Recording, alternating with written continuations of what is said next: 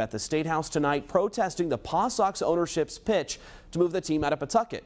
Eyewitness News reporter Perry Russum is there now live in Providence with the details. Perry?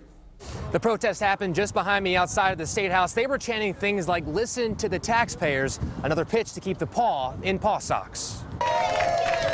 Financially, I just don't think this makes sense to be using public money. A protest outside of the steps of the State House follows last week's delivery of 13,000 petition signatures to the state's leadership, asking them to keep the Pawsox in Pawtucket.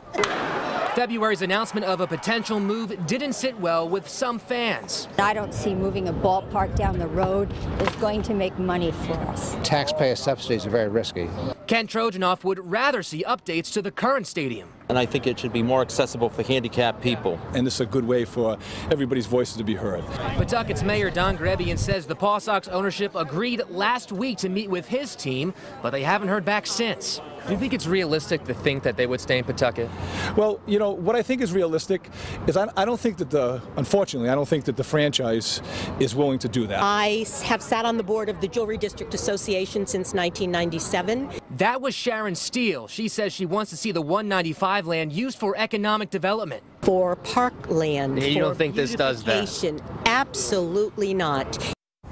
And it doesn't look like the Pawsox will be addressed in this session of the House. The House Speaker says probably in the fall. We're live in Providence with the Mobile Newsroom. Perry Russum, Eyewitness News.